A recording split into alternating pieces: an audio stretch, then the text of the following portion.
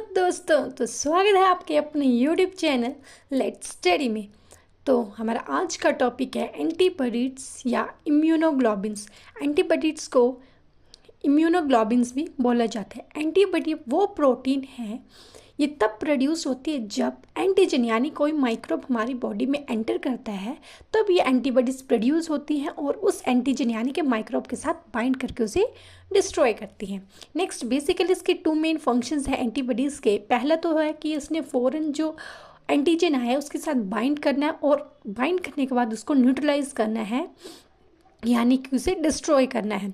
Basically antibodies का जो structure है उसमें 4 पेप्टाइड चेन्स होती हैं, 2 लाइट चेन्स होती हैं और 2 हैवी चेन्स होती हैं। जो लाइट चेन्स होती हैं वो 22,000 डेल्टन्स की होती हैं और हैवी चेन्स जो होती हैं वो 50,000 डेल्टन्स की होती हैं।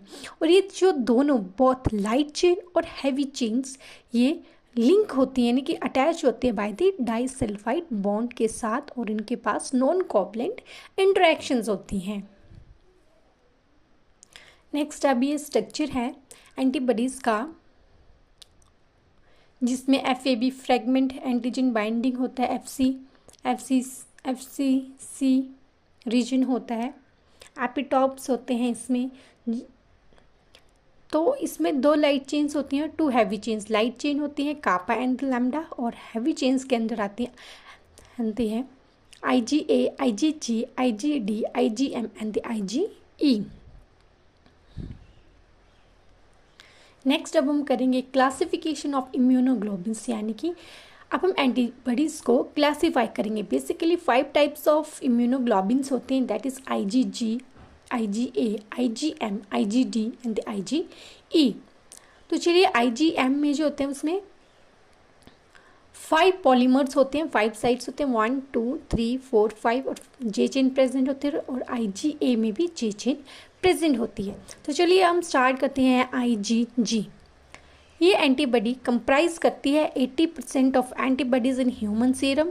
इसका जो सेडवर्क कोएफिशिएंट होता है वो 7s होता है, और इसका मॉलिक्यूलर वेट होता है 1,60,000 डेल्टन।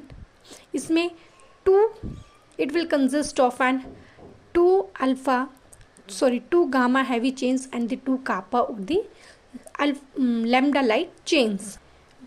बेसिकली 4 सब क्लासेस होती हैं IgG की, IgG 1 2 3 एंड 4। IgG का मेन फंक्शन यही है कि जो पस फॉर्मिंग बैक्टीरियाज हैं उनको डिस्ट्रॉय करना, उनको फैगोसाइटोसिस करना, यानी उनको निगल लेना, खा जाना by the process of opsonization।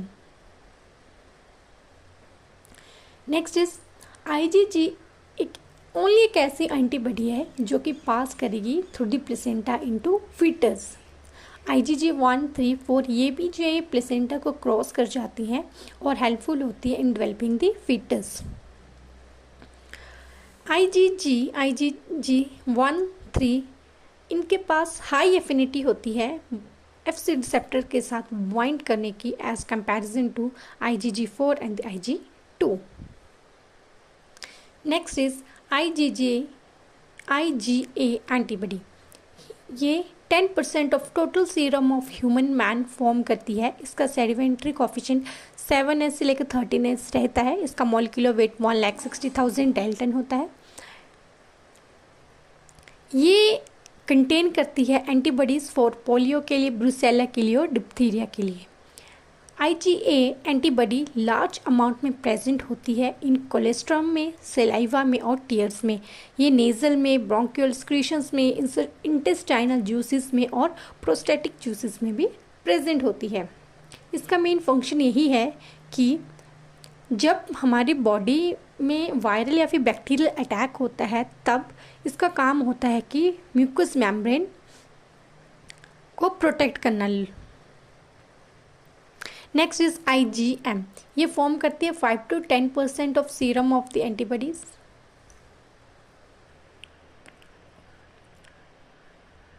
Next इसका सेडिमेंट कोएफिशिएंट होता है 19s, मॉलिक्यूलर वेट रहता है। नेक्स्ट इसका काम होता है कि एंटीजेंस को ऑप्सोनाइज करना और या फिर उनके इफेक्ट को न्यूट्रलाइज करना। बेसिकली इन एंटीबॉडीज़ का लार्ज साइज होने के कारण ये टिश्यूज़ और फ्लूइड्स में डिफ्यूज़ नहीं होती हैं, बल्कि ये कन्फाइंड रहती है। कहाँ पे रहती है? इन दी ब्लड वेसल्स में। Next is IgD।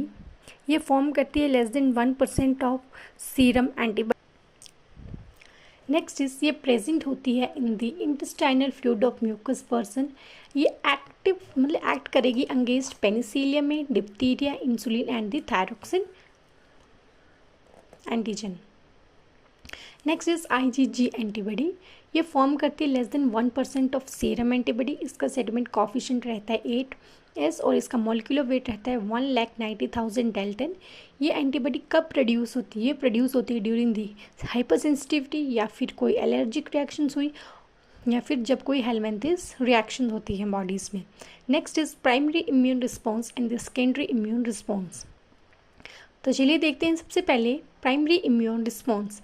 Primary immune response जब भी हमारी बॉडी में किसी माइक्रोब्स का फर्स्ट टाइम अटैक हुआ, तब हमारे इम्यून सिस्टम ने जो रिएक्ट किया है that is called as an react करके जो रिस्पॉन्स दिया है that is called as the primary immune response. It appears about a week after the. ये रिस्पॉन्स कब अपीयर होता है? आफ्टर वीक, मतलब एक हफ्ता आपको इन्फेक्शन हो गया उसके एक हफ्ते बाद ये रिस्पॉन्स शो होता है। इस पीरियड के दौरान बी सेल्स डिवाइड करते हैं और मैच्योर हो जाते हैं into the plasma cells.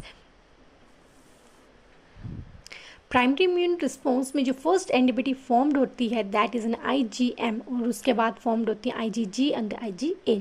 Next is secondary immune response.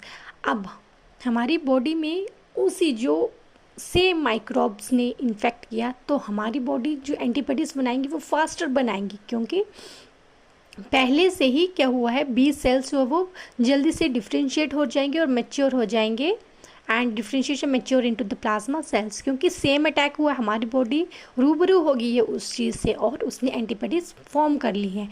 तो जो सेकेंडरी इम्यून रिस्पॉन्स होता है वो फास्टर होता है as comparison to the primary immune response.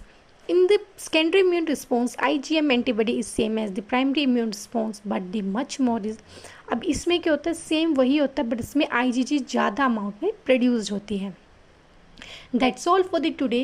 Please video को लाइक करें, शेयर करें और चैनल को सब्सक्राइब करें।